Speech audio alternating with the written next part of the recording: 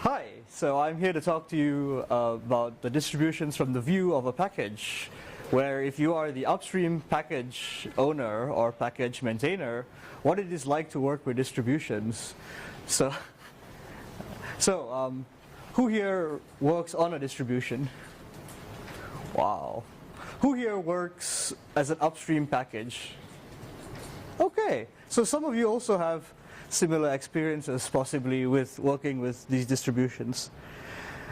For about 6 months I've been at the CTO office at Percona, and Percona does all forms of MySQL and MongoDB, and we make all these open source tools that are 100% obviously open source. And then before that I was on the founding team of MariaDB Server. I left because they stopped making open source software. So first and foremost, I'd like to say thank you very much to all the packagers, because you do a wonderful job. We make software, and if we don't get them into distributions, and distributions mean a lot of things nowadays, including Docker images and so forth, we don't actually get adoption. Adoption is crucial for us to continue wanting to make better software, because only then will we know if there are bugs or we did something silly and so forth. So I'm going to talk to you a lot about my experiences with the MySQL ecosystem, because I've spent a fairly long time on the MySQL ecosystem. In fact, this gentleman here, Lenz, has also spent quite a bit of time at the MySQL ecosystem, though he left us maybe 5 years ago. Or 7 years ago, yeah. So MySQL has been around now for 22 years. It's pretty old software. How many of you use MySQL? Okay. So the rest of you use it and don't want to admit you're using it, right? So MySQL is old. I mean, it started in 1986 with Unirag, and it was just a text UI to an ISAM data store. You had very simple rows written to disk. Just then you added indexes on top of that, so you have these myISAM and form files, FRM files, which are formed to enter data. And all of this is changing as MySQL 8 comes alive, right? Form files are going away. There'll be no more FRM files. There'll be SDI files inside of InnoDB, and there's also JSON. So that's like a huge positive as well. So no more FRM files.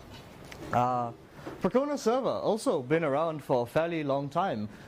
As a company, it's been around 10 years. The server's now 9 years old.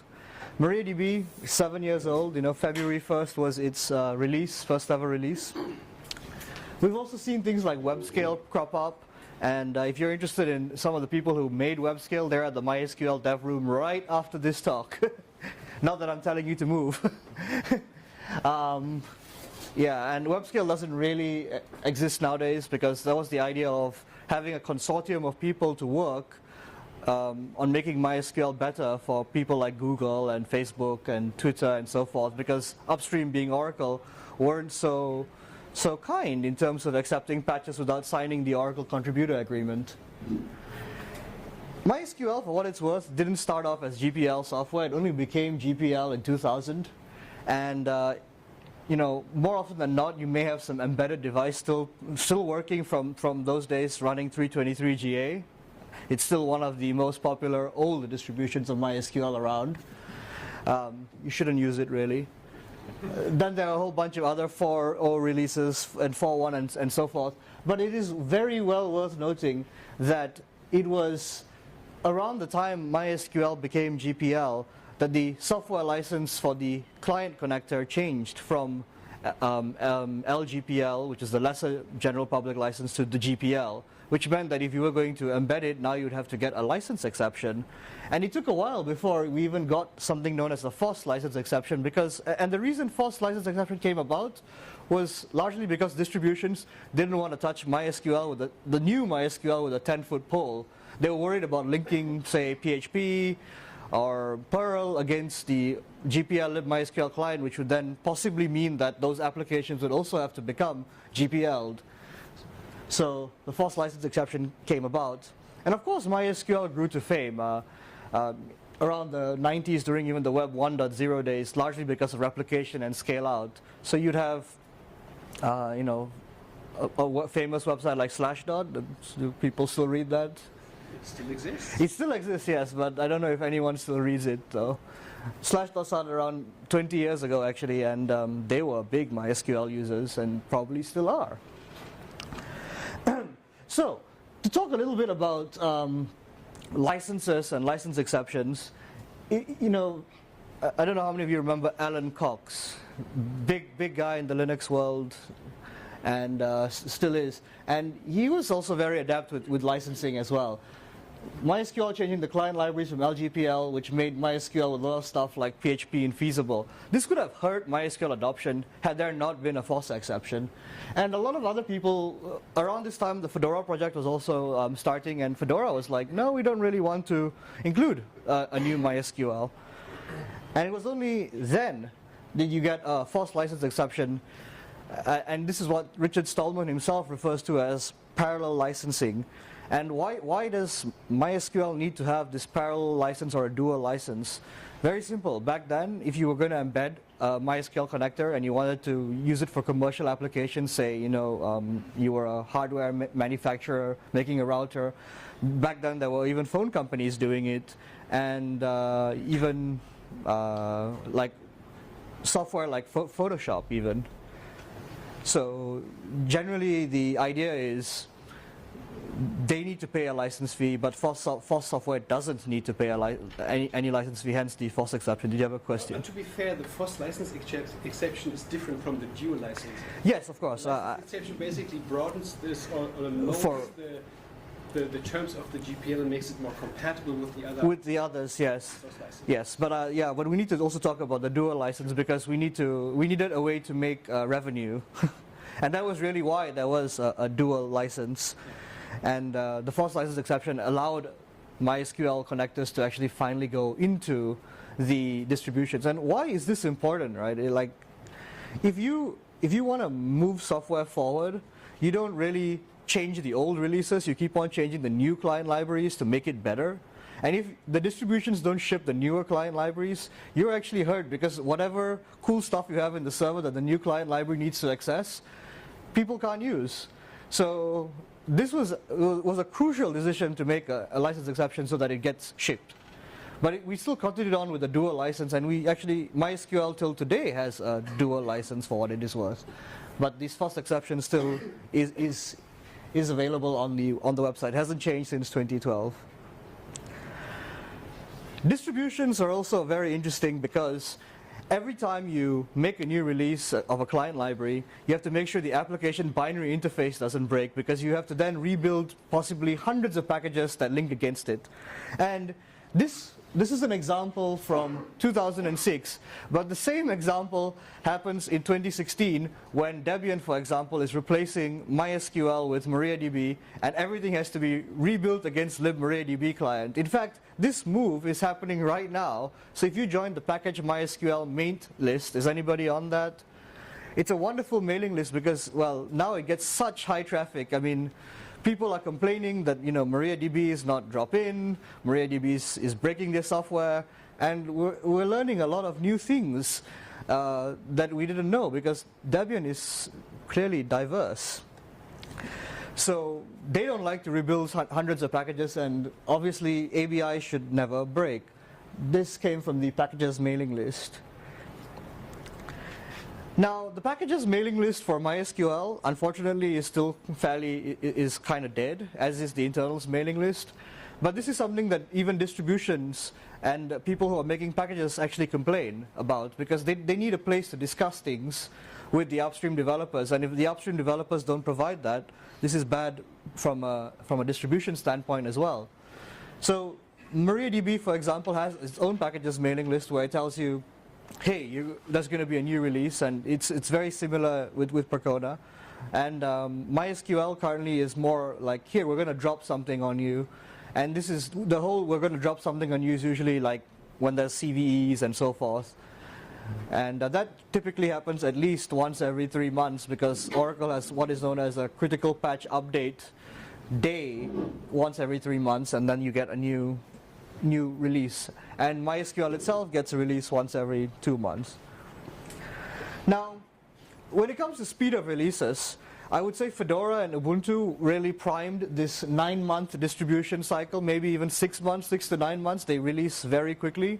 Now, database software, a little bit more complex than this, and the idea was to also make 9-month releases, but the reality is we make 24-month releases, and this is across the board for MySQL and MariaDB as well.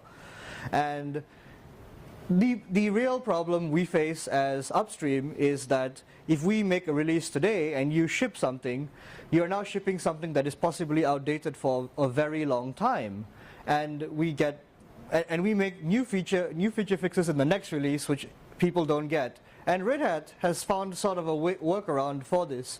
They have what is known as software collections, or SCL, which sort of actually helps in this scenario. But the speed and velocity doesn't actually work out very well for upstream people. Now, if you take a distribution like RHEL or Ubuntu, which has or even SUSE, which has long enterprise support, you now also have to support the software for the lifetime of the distribution. So imagine if you've taken 2-year-old software, packaged it, and now you tell us, hey, you've got to support this for another 8 years. That's 10 years of supporting software that we really didn't want to support more than 5 years.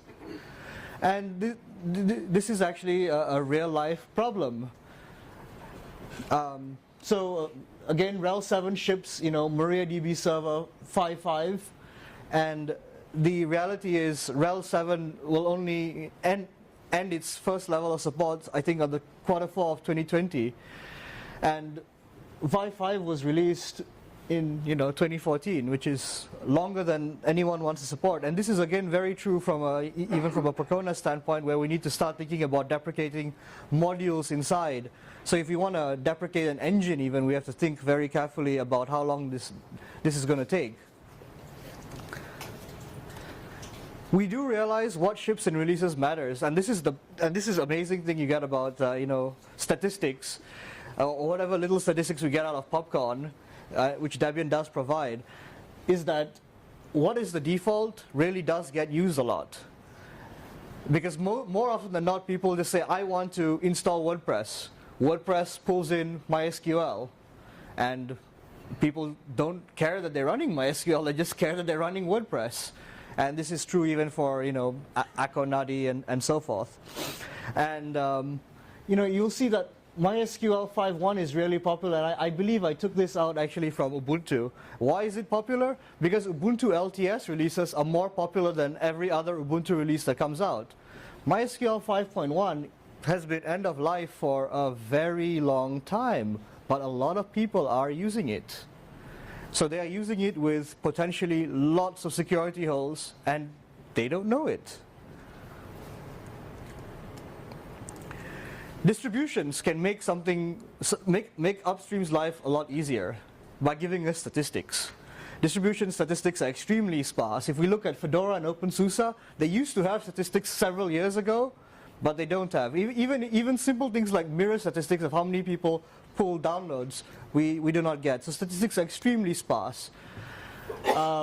We are getting some stats out of things like Debian and Ubuntu's Popcorn, but I'm sure no one in this room runs Popcorn, right?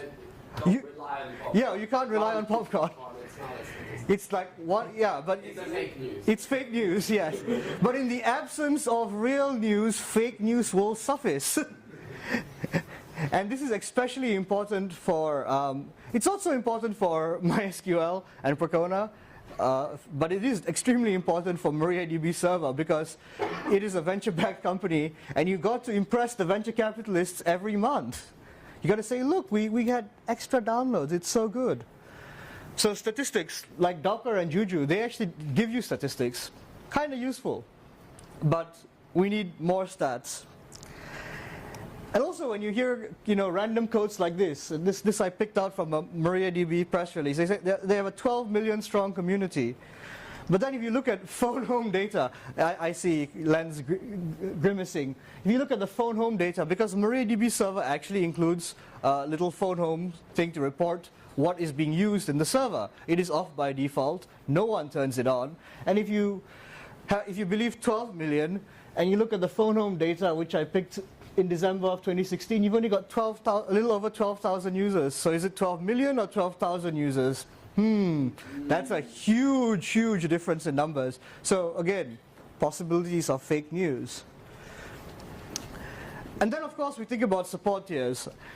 The beauty of Linux is that we have so many distributions, but if you are upstream, you really do care more about bugs that are reported in, say, RHEL and Debian and Fedora, as opposed to bugs reported in something like Ghost BSD. There are definitely tiers. If we don't tell you, but we have them internally. And some distribution vendors also do end up getting a level 3 support agreement with various upstreams to make sure that those bugs get fixed, and that's actually quite useful. Database servers are like a distribution themselves, especially when they're like in the MySQL ecosystem, because we support storage engines, we support plugins, and in fact, if you do a show plugins on a random, say MariaDB, you might find 130 plugins or something available for you.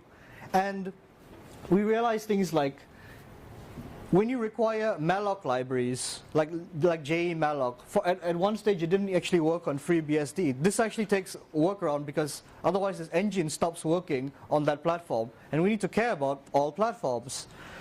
libjudy is not provided in pretty much any distribution, and this prevents an open OQ graph, which is a graphing engine from MariaDB and MySQL, to not work. And this now means we have to provide libjudy packages, which then makes things extremely complex. Some people run Power 8, for example, and extra backup works wonderfully well on x86, but not so on Power 8. And there are a whole bunch of things, like what happens when the server, because MariaDB server now includes Galera cluster, requires all these other tools like IP route and rsync. And in some instances, now it's pulling this, and people go, when they're updating from MariaDB server 10.0 to 10.1, they go, why is MariaDB asking for all of this? This is insane. Also, another very important thing that would be nice if we got fixed from a distribution standpoint is when we go out for consulting gigs, sometimes we encounter people that say, look, we need to have all these packages installed, but we will not allow you to get on the internet. Now RPM can do dependency resolution. Dpackage, we find it really, really hard to deal with resolving dependencies when you're offline. This needs fixing. CPAN, even you have mini CPAN, you can take things offline. In the MySQL world, we love CPAN. We love CPAN and Perl a lot. So when it comes to bugs, we obviously encourage regular communication via mailing list, but then what happens if your upstream is MySQL and the mailing list is quiet? Then you go to other mailing lists like the MariaDB list or the Percona list, which actually gets a lot of traffic. Sometimes bug systems CC us. That's the best thing we can get, right? Getting CC'd on bugs so that we know that there's a bug. If you don't tell us there's a bug, we will never know. There is no real clear dashboard. I think Launchpad was supposed to be this dashboard that actually amalgamated everything together, but that was the dream. But reality is we don't see that today. And yeah, we also really don't get bugs that you see in distributions reported upstream, which is actually a real problem for us because we don't know what we don't know. We've mitigated all of this distribution problems by also making our own packages and encouraging people to bypass distributions and use our own packages. And MySQL, for one, is very happy that this happened because now they have these stats of how many people are using their repositories, and it's a huge number, which they don't release.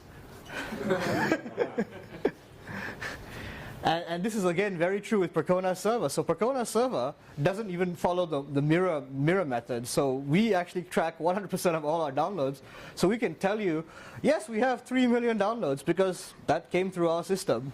Of course, we don't know if it comes via distribution, but we know what comes from our system. And MariaDB server, it's all through mirrors as well. So again, we don't have a really good number. And of course, our packages tend to have additional things as well, right? Maybe more engines, more plugins. These are things that sometimes distributions just choose not to build. And there are good reasons why. Maybe there's no reason to do it, or maybe there's no reason to want to support other engines, which is okay. Taking a quick look at the Debian patch set as well as the Fedora patch set, we still don't have equivalence in terms of no patches in distributions. This is always going to happen. And inside of Debian, for example, we have patches that we see for the MySQL package to make it work on things like herd and kFreeBSD, which apparently does matter. But then we also, if I go looking at patches really closely, sometimes we get really silly patches, which is just fixing English, and there's no reason to fix English in your package. You should just report this upstream and get it fixed there. You don't have to run a patch to fix a spelling error. I mean, we try to spell properly, but we fail sometimes. I spent a long time, we started MariaDB in 2009, and right up until 2016 I spent time focusing on replacing MySQL with MariaDB Server in distributions. And the journey started in November of 2010, so maybe about 8 or 9 months after our first release. And it has progressed tremendously into enterprise distributions and so forth. And Debian just started the journey for 10.1, which is why I said the Debian MySQL package maintainers mailing list is an awesome place to be now, because you can see lots of bugs, lots of people complaining. If you like that sort of drama in your life, it's well worth being there. But it's also really a statement to the amount of architectures and the amount of packages Debian has. We never saw this kind of pushback from Fedora. We totally see this from Debian, because they'll tell you stuff on random weird hardware that doesn't even run Linux kernels apparently. Yeah, so I would say this goal would probably be complete in 2017, so it would take in 7 years. Whereas if you look at LibreOffice replaced OpenOffice in pretty much everything much quicker, and that's probably because LibreOffice was actually getting developed and OpenOffice wasn't. In this case, all 3 servers are getting developed, and they're all getting better.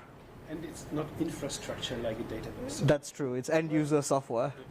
But LibreOffice story is different, because It is. distributions had a fork already. All of a builds, patch set, correct. And all of them were Already shipping that. Patch set. Correct. And when the patch set became a full fork, they just switched. Yes, it was much easier for them. So this is a note, March 23rd, 2016, where the Debian release team decided to make MariaDB the new default. And as I said, this is still an ongoing thing now in February of 2017. But that's also a testament to how long it takes for Debian to make a release. It's improved though, I guess. And why? Why did Debian choose to switch to MariaDB? Back then it made a lot of sense, because there were things like test cases were not being published, and Debian wanted security information published. Debian has actually ejected things like Elasticsearch out of the repository as well, because they don't get security updates. At one stage there were man pages silently being relicensed away from a GPL, but this was actually just a bug that was fixed shortly thereafter. And I guess the most important thing was security. Security. And nowadays nobody really talks much about it, but it's reputedly that MariaDB would be a little bit more open with security than, say, MySQL. But this also poses a problem for users. A problem unlike what you'd get inside of, say, LibreOffice and OpenOffice, in the sense that MariaDB Server is now not compatible with MySQL. It was compatible for quite some time, but it is not compatible. And this creates real-life problems that affect users. Users are saying things like, how come I can't use JSON functionality when I expect it to just work? I'm reading this article on the internet, but what is saying it's MySQL, which is really MariaDB, doesn't provide the functionality. They get angry, and they're going to get angry at you, not upstream. So if you're a distribution, beware for this sort of thing. So yeah, bunch of missing features, bunch of different features, so the on-disk formats are changed. Also, what happens when upstream says, hey, we don't have enough time to work on something? You can't just orphan our packages immediately. We need to know, and so on. So in conclusion, I'd like to say, yeah, distribution methods definitely evolve. You know, even someone like Mark Shuttleworth keeps on trying to make new evolutions with Snap, for example. But a product without any distribution will definitely hurt its adoption potential.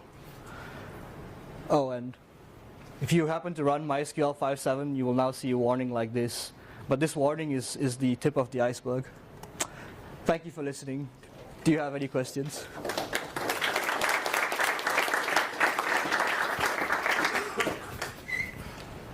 We have time for probably one question. Okay, one question, if anyone has a question. Yes, question. You mentioned you mentioned something about online problems with the package manager that you had with. Yeah. Could you go through? Oh, yeah. The question is problems with offline installs. So sometimes in some environments they say you can't get access to the internet, so you have to download all these packages yourself manually and then install them. RPM, you can do like dependency resolution even when you're offline with Yum or what the new tool. But you can't do that with dpackage. Dpackage doesn't do dependency resolution, so you have to install packages like one by one in the correct order when they especially. Against the package. Is the minimal package tool. Yeah. It doesn't do dependency resolution. Yeah.